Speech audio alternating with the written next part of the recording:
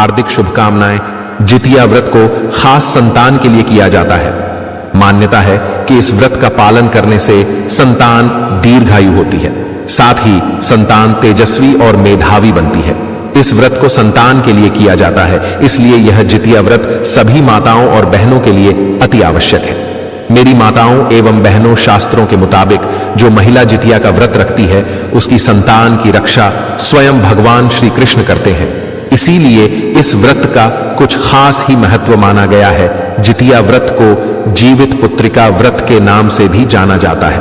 पूर्वांचल में मनाया जाने वाला जितिया पर्व बहुत ही महत्वपूर्ण माना गया है। शास्त्रों में इसका उल्लेख किया गया है। हिंदू धर्म की एक महान पौराणिक कथा के अनुसार जब महाभारत के युद्ध के दौरान अश्वत्थामा ने अभिमन्यु की पत्नी उत्तरा के गर्भ में पल रही संतान को मार दिया था, तब भगवान श्री कृष्ण ने अपनी शक्तियों से एक बार फिर से उसे जीवित कर दिया था। जन्म के बाद इस पुत्र का नाम जीवित पुत्री का रखा गया। माना जाता है कि इसी के बाद से जितिया यानी कि जीवित पुत्री का व्रत रखने की परंपरा शुरू हुई थी। हर साल जीवित पुत्री का व्रत अश्विनी माह के कृष्ण पक्ष की अष्टमी तिथि के दिन रखा जाता है। इस दिन पितृपक्ष की अष्टमी तिथि का श्राद्ध भी किया जाता है। इस व्रत में भगवान श्री गणेश, माता पार्वती और शिव जी की पूजा की जाती है। वैसे तो इस व्रत की पूजा प्रदोष काल में की जाती है।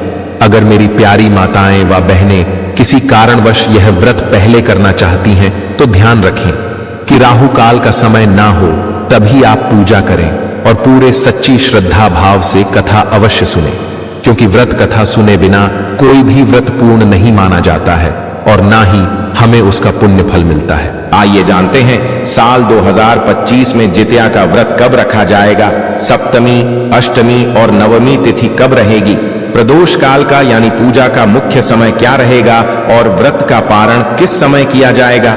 साल 2025 में जितिया का व्रत 14 सितंबर दिन रविवार को रहेगा और अष्टमी तिथि प्रारंभ होगी। 14 सितंबर रविवार को सुबह 5:07 से अष्टमी तिथि अगले दिन 15 सितंबर दिन सोमवार को 3:10 पर समाप्त होगी। ऐसे में 3 दिनों तक चलने वाले जिया पर्व की शुरुआत होगी। 13 सितंबर दिन शनिवार से जिस दिन सप्तमी तिथि है, 14 सितंबर दिन रविवार को अष्टमी तिथि को जितिया व्रत रहेगा। इस दिन निर्जला व्रत रखना है और 15 सितंबर दिन सोमवार को नवमी तिथि है और इस दिन व्रत का पालन किया जाएगा। सप्तमी तिथि के दिन यानी 13 सितंबर शनिवार को सूर्योदय होगा सुबह 6:10 पर और सूर्यास्त शाम 6:30 पर होगा। ध्यान रखिएगा, इस दिन भद्रा भी लग रही है और भद्रा 13 सितंबर को सुबह 7:30 से लेकर शाम 6:10 तक रहेगी और भद्रा का वास स्वर्ग लोक में रहेगा। इसलिए यह भद्रा पृथ्वी पर अशुभ नहीं रहेगी। आप पूजा कर सकते हैं और सप्तमी के नियमों का पालन भी कर सकते हैं। अष्टमी तिथि यानी 14 सितंबर दिन रविवार को सूर्योदय होगा सुबह 6:20 पर और सूर्यास्त होगा शाम 6:30 पर।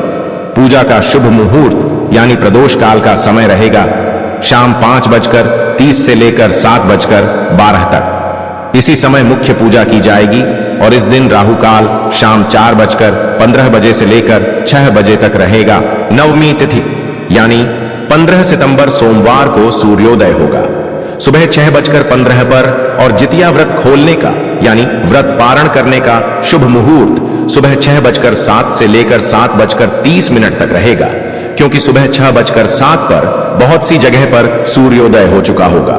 स्थानीय समय के अनुसार सूर्योदय का समय अलग अलग हो सकता है, तो आपको व्रत का पारण शुभ मुहूर्त में ही करना है।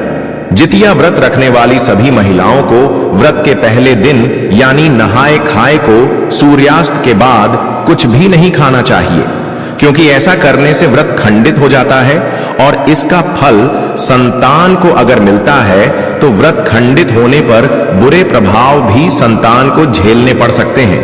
और इस व्रत के नियमों का पालन कृष्ण पक्ष की सप्तमी से लेकर नवमी तक 3 दिनों तक किया जाता है। सप्तमी को खरना करके अष्टमी को व्रत रखा जाता है, जिसे खुरजिया भी कहते हैं, और फिर नवमी तिथि को व्रत खोला जाता है, यानी व्रत का पारणा किया जाता है। जितिया व्रत संतान के सुख समृद्धि के लिए रखा जाने वाला व्रत है और इस व्रत में पूरे दिन निर्जला यानी बिना अन्न और जल ग्रहण किए व्रत रखा जाता है। इस व्रत को उत्तर प्रदेश, बिहार, झारखंड, पश्चिमी बंगाल और नेपाल में रखा जाता है। जिया व्रत के पहले दिन महिलाएं सूर्योदय से पहले जागकर स्नान करके पूजा करती हैं, फिर एक ही बार भोजन ग्रहण करती हैं और शाम के समय छत पर चील और सियारीन के लिए भी भोजन रखा जाता है। इसके बाद अष्टमी तिथि को पूरा दिन निर्जला व्रत रखती हैं और निर्जला व्रत के अगले दिन महिलाएं पारण करती हैं। सूर्य देवता को अर्घ देने के बाद ही महिलाएं अन्न और जल ग्रहण करती हैं। मुख्य रूप से पर्व के तीसरे दिन झोर भात, मंडवा की रोटी और नोनी का साग खाया जाता है। अष्टमी तिथि को प्रदोष काल में महिलाएं जीमूत वाहन भगवान की पूजा करती हैं। मित्रों, जितिया व्रत के एक दिन पहले नहाय खाए की परंपरा होती है। इस दिन माताएं स्नान कर शुद्ध भोजन करती हैं और अगले दिन निर्जला उपवास की तैयारी करती हैं। इस दिन आमतौर पर सत्यनिष्ठ भोजन किया जाता है, जैसे दाल भात, कद्दू भात या सत्तू मां। यह संकल्प लेती है कि अगले दिन वह अपने बच्चों के दीर्घायु जीवन के लिए उपवास करेंगी। इस भोजन को शुद्ध आहार कहा जाता है, क्योंकि इसके बाद अगले दिन पूरा दिन बिना भोजन पानी के रहना होता है। इसके अगले दिन व्रत की शुरुआत होती है। व्रत के दिन सुबह जल्दी उठकर स्नान करना अनिवार्य है। स्नान के बाद मां अपने मन और तन को पवित्र करती है। स्वच्छ वस्त्र पहनकर हाथ जोड़कर व्रत का संकल्प लिया जाता है। मैं यह उपवास अपनी संतान की लंबी आयु, स्वास्थ्य और सुख समृद्धि के लिए कर रही हूं। इस समय मां अपने मन में ईश्वर से प्रार्थना करती है कि उसका संकल्प अटूट रहे, क्योंकि संकल्प ही व्रत का मूल केंद्र है। बिना संकल्प के कोई उपासना पूरी नहीं मानी जाती। मित्रों, जितिया व्रत की सबसे खास परंपरा है नदी या तालाब में स्नान करना। इस दिन महिलाएं समूह में जाकर गंगा, सरयू, कोसी या गांव के तालाब में स्नान करती हैं। स्नान के बाद नदी में फूल, दीपक और आटे की छोटी छोटी नाव बहाई जाती हैं। यह प्रतीक है जीवन की हर बाधा को जल में बहा देना और संतान के जीवन को उज्जवल बनाना। यह दृश्य इतना मनमोहक होता है कि पूरा वातावरण भक्ति और मातृत्व से भर जाता है। मित्रों, इस व्रत में पूजा स्थल की तैयारी का बहुत ही अधिक महत्व माना गया है, क्योंकि साफ सफाई के साथ साथ पूजा स्थल पर सभी जरूरी वस्तुओं का होना और उसकी तैयारी रहना बहुत ही आवश्यक है। मित्रों, पूजा के लिए घर या मंदिर में एक साफ जगह बनाई जाती है। मिट्टी या गोबर से चौरस चौकी बनाई जाती है। उस पर रंगोली या हल्दी कुमकुम से शुभ चिन्ह बनाए जाते हैं। एक कलश रखा जाता है जिसे गंगा जल से भरकर आम के पत्ते और नारियल से ढका जाता है। पास ही भगवान सूर्य, जीमूत वाहन और नाग देवता की प्रतिमा या चित्र स्थापित किए जाते हैं। यह पूजा स्थली संतान के जीवन का प्रतीक होती है। इस व्रत में सबसे पहले दीपक जलाकर पूजा आरंभ होती है। इसके बाद भगवान सूर्य को अर्घ्य दिया जाता है, क्योंकि सूर्य ही जीवन और ऊर्जा के दाता हैं। इसके बाद जीमूत वाहन की पूजा होती है, जो इस व्रत की कथा के नायक हैं। महिलाएं लाल धागा या पीला सूत्र हाथ में बांधकर व्रत का निश्चय दृढ़ करती है। नाग देवता की पूजा कर उनसे संतान की रक्षा की प्रार्थना की जाती है। इस समय महिलाएं पारंपरिक गीत गाती हैं। जितिया माई की कथा सुनब जीवन सुख पाप गीतों और कथा से वातावरण भावुक और पवित्र हो उठता है। मित्रों, जितिया व्रत में व्रत कथा का श्रवण करने का बहुत ही अधिक महत्व माना गया है। ऐसा माना जाता है कि कोई भी स्त्री जो जीवित पुत्री का व्रत कर रही है, अगर वह सच्ची श्रद्धा के साथ इस औरत की कथा सुनती है, तो भगवान स्वयं उस भक्त की सारी इच्छाएं पूरा कर देते हैं। इसीलिए इस व्रत में व्रत कथा सुनने का बहुत ही अधिक महत्व माना गया है। हर व्रत तभी पूर्ण होता है जब उसकी कथा सुनी और सुनाई जाए। व्रत कथा में जीमूत वाहन के बलिदान और त्याग की गाथा सुनाई जाती है। इस कथा से माताएं सीखती हैं कि संकल्प और साहस से बड़ा कोई धर्म नहीं। कथा सुनते समय सभी महिलाएं मन में यही प्रार्थना करती हैं कि उनकी संतान संकट से बची रहे। यह कथा केवल कहानी नहीं, बल्कि आस्था का दीपक है जो हर मां के हृदय को प्रकाशित करता है। दोस्तों, जितिया व्रत का सबसे कठिन और महत्वपूर्ण हिस्सा है निर्जला उपवास। पूरा दिन बिना भोजन और पानी के रहना। यह तपस्या आसान नहीं, लेकिन मातृत्व इसे सहज बना देता है। मां सोचती है, अगर मेरे बच्चों का जीवन लंबा और सुखी हो जाएगा तो यह तपस्या कोई कठिनाई नहीं। यही तो संकल्प की शक्ति है जो असंभव को भी संभव बना देती है। इसके बाद आता है चंद्र दर्शन का समय। रात को जैसे ही आकाश में चांद दिखाई देता है, महिलाएं उसे श्रद्धा से निहारती हैं। वे चंद्रमा को अर्घ्य अर्पित करती हैं, संतान की लंबी आयु के लिए प्रार्थना करती हैं। उसके बाद व्रत का समापन होता है और महिलाएं फलाहार या प्रसाद ग्रहण करती हैं। यह क्षण बेहद भावुक होता है, जैसे मां ने अपनी तपस्या चंद्रमा के सामने अर्पित कर दी हो। व्रत पूरा होने के बाद परिवारजन एकत्र होकर प्रसाद ग्रहण करते हैं। छोटे बच्चे अपनी मां के चरण छूकर आशीर्वाद लेते हैं। परिवार में उल्लास और संतोष का वातावरण छा जाता है। हर कोई महसूस करता है कि मां के इस संकल्प से घर में सुरक्षा और समृद्धि आई है। जरा कल्पना कीजिए, पूरा दिन मां ने भूखे प्यासे रहकर अपनी संतान के लिए तप किया। सूर्य की तपिश हो या गले की प्यास, मां ने सब सह लिया। और अब जब रात के आकाश में चमकता हुआ चांद निकलता है तो उसकी पहली किरण मां की आंखों में झिलमिल कर उठती है। उस क्षण का आनंद, वह उल्लास और वह आशीर्वाद, यही है जितिया व्रत का समापन। जब मां संकल्प लेकर व्रत पूरा करती है तो यह केवल उसका व्यक्तिगत त्याग नहीं होता, यह त्याग बदलकर आशीर्वाद बन जाता है।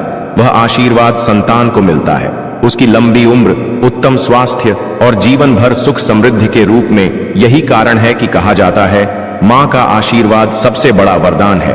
मित्रों, व्रत समापन का सबसे महत्वपूर्ण पल होता है चंद्र दर्शन। जब मां चांद की ओर देखती है तो उसकी आंखों में सिर्फ एक ही प्रार्थना होती है, मेरे बच्चे सदैव खुश रहें। चंद्रमा उस प्रार्थना को स्वीकार करता है और मानो अमृत की बूंदें संतान के जीवन में बरसा देता है। इसके बाद मां धीरे से व्रत खोलती है, प्रसाद ग्रहण करती है और मन ही मन संतोष से मुस्कुरा उठती है। यही है आस्था का जादू। थकावट के बाद भी चेहरे पर संतोष की चमक। जितिया व्रत का समापन केवल मां के लिए ही नहीं बल्कि पूरे परिवार के लिए पर्व जैसा होता है। तो चलिए मित्रों, जितिया व्रत के पीछे की एक महान कथा को सुनते हैं। मित्रों, एक समय की बात है, सेमर के पेड़ पर एक चील रहती थी और पास की झाड़ी में एक सियारिन भी रहती थी। अब कुछ दिनों में ही दोनों में गहरी दोस्ती हो जाती है। दोनों आपस में खूब बातें करते थे और चील को जो कुछ भी खाने को मिलता था उसे लेकर कुछ हिस्सा सियारिन को अवश्य देती थी। सियारिन भी चील का खूब ध्यान रखती थी। इसी तरह दोनों का जीवन आनंद से कट रहा था। एक बार वन के पास गांव में औरतें जितिया व्रत की पूजा की तैयारी कर रही थीं, तो चील उन्हें बड़े ही ध्यान से देख रही थी। अब उसने अपनी प्यारी सखी सियारिन को भी यह बताया, तो यह सुनकर दोनों की इच्छा हुई कि चलो वहां पर जाकर देखते हैं कि वह महिलाएं क्या कर रही हैं। तो दोनों यह सोचकर वहां पर दोनों गए और ध्यान से उन महिलाओं को देखते रहे कि कैसे पूजा पाठ की, और उसके बाद में व्रत कथा कही और सुनी जाती है। सारी पूजा पाठ को उन दोनों ने बड़ी ही गौर से श्रद्धा पूर्वक देखा और सुना। बाद में उन दोनों ने निश्चय किया कि हम भी यह व्रत करेंगे। तो यह निश्चय करके सियारिन और चील ने व्रत रख लिया। बड़ी निष्ठा और लगन से दोनों ने व्रत रखा। दिन भर भूखे प्यासे मंगल कामना करते हुए सारा दिन गुजर गया, मगर रात होते ही सियारिन को बहुत तेज की भूख लग गई। जब उससे भूख बर्दाश्त नहीं हुई तो वह मांस और हड्डी खाने लगी। जैसे ही वह हड्डी चबा रही थी तो कड़कड़ की आवाज हुई। तो चील ने पूछा कि सियारिन, ये कड़कड़ की आवाज कहां से आ रही है? तो सियारिन ने कहा कि बहन, भूख के मारे मेरे पेट में गुड़गुड़ाहट हो रही है। लेकिन चील को पता चल गया कि वह हड्डियां खा रही थी। तब उसने सियारिन को खूब डांटा कि जब व्रत हो नहीं सकता था तो संकल्प क्यों लिया, और अगर व्रत का संकल्प ले लिया था तो एक दिन खाना नहीं खाती तो एक रात में क्या बिगड़ जाता। तो चील की बात सुनकर सियारिन लजा गई और चील से माफी मांगने लगी। अब व्रत तो भंग हो चुका था, माफी मांगने का क्या फायदा। लेकिन चील ने तो रात भर भूखे रहकर अपने व्रत को श्रद्धापूर्वक पूरा किया और फिर वह पूरी श्रद्धा से हर वर्ष जितिया व्रत को करती थी। दूसरे जन्म में दोनों ने ही मनुष्य रूप में राजकुमारी बनकर एक ही घर में जन्म लिया। सियारिन तो बड़ी बहन बनी और चील उसकी छोटी बहन बनी। समय के साथ दोनों बड़ी हो गई तो सियारिन की शादी एक राजकुमार से हो गई और जो छोटी बहन जो चील थी उसकी शादी राज्य के मंत्री पुत्र से हो गई। अब समय बीतने पर दोनों राजा और मंत्री बने। अब को सियारिन बनी। बड़ी बहन को जब भी बच्चा होता था तो उसकी मृत्यु हो जाती थी और उसकी छोटी बहन को बच्चा होता तो वह बहुत ही हट्टा कट्टा और तंदुरुस्त होता। अब बड़ी बहन बार बार अपने बच्चों को खोने के दुख से बहुत ही दुखी रहने लगी और साथ ही अपनी छोटी बहन से ईर्ष्या भी रखने लगी। एक बार उसने अपनी छोटी बहन के बच्चों के सर कटवाकर एक डिब्बे में बंद कर दिए और बहुत ही खुश हुई कि अब तो मेरे जैसे ही मेरी छोटी बहन भी हो गई है। लेकिन कुछ देर बाद वह क्या देखती है कि थोड़ी ही देर बाद में उसकी छोटी बहन के बच्चे मां मां करते हुए दौड़ते हुए आते हैं। तो यह देखकर वह आश्चर्यचकित हो उठती है और जाकर जिस डब्बे में उनके सर काटकर बंद किए थे वह उस डिब्बे को खोलकर देखती है तो आश्चर्यचकित हो उठती है, क्योंकि उस डिब्बों में बहन के बच्चों के सर नहीं बल्कि मिठाई पड़ी थी। अब तो उसने कई बार और उसके बच्चों को मरने के प्रयत्न किए कि उसके बहन के बच्चे मर जाएं, या तो उसके पति को मारने की कोशिश करती, पर वह कभी भी सफल नहीं हुई। समय बीतता गया, वह इस तरह की कोशिश करते करते हार चुकी थी। तो एक दिन उसने देखा कि उसकी छोटी बहन सज धज कर पूजा की थाली लेकर कहीं जा रही थी। तो उसने पूछा कि बहन, तुम कहां जा रही हो? तब उसने बताया कि मेरा आज जितिया का व्रत है। अब अपनी छोटी बहन की बात को सुनकर उसकी बड़ी बहन बोली कि यह व्रत तुम क्यों रखती हो? इस व्रत को रखने से कौन सा फल मिलता है? तब वह बोली कि बहन, इस व्रत को करने से निसंतान को संतान की प्राप्ति होती है और जिनको संतान है उन्हें आरोग्य जीवन और लंबी उम्र का आशीर्वाद मिलता है। भगवान श्री कृष्ण उनके बच्चों की रक्षा करते हैं। इस तरह व्रत का महत्व बताते हुए वह अपनी बड़ी बहन से बोली कि बहन, मैं तो कहती हूं कि तुम भी जितिया व्रत करो, तुम्हारी गोद अवश्य हरी हो जाएगी। अब तो अपनी छोटी बहन के मुख से ऐसी बात सुनकर उसे अपनी भूल का आभास हो गया कि मेरी छोटी बहन मेरी सूनी गोद की परवाह करती है, मैं उसी की गोद को उजाड़ने पर तुली हूं। वह हाथ जोड़कर रोकर अपनी बहन से माफी मांगने लगी। अब उसकी छोटी बहन ने उसे माफ कर दिया और उसे अपने साथ पूजा करने के लिए ले गई और वहां जाकर जितिया व्रत की विधि विधान से पूजा की और व्रत रखवाया। व्रत कथा सुनी। व्रत के प्रभाव से रानी ने 9वें महीने में बहुत ही सुंदर पुत्र को जन्म दिया। फिर दोनों बहनें हंसी खुशी रहने लगी और हर साल जितिया व्रत रखने लगी। मित्रों, चलो अब जितिया व्रत की तीसरी कथा को सुनते हैं। गंधर्व के राजकुमार का नाम जीमूत वाहन था। वे बड़े उदार और परोपकारी थे। जीमूत वाहन के पिता ने वृद्धावस्था में वानप्रस्थ आश्रम में जाते समय इनको राज सिंहासन पर बैठाया, किंतु इनका मन राजपाट में बिल्कुल भी नहीं लगता था। तो अपने राज्य का भार अपने भाइयों पर छोड़कर स्वयं वन में अपने पिता की सेवा करने के लिए चले गए। एक दिन वन में जीमूत वाहन की मुलाकात मलव नामक राजकन्या से हुई और दोनों में प्रेम हो गया।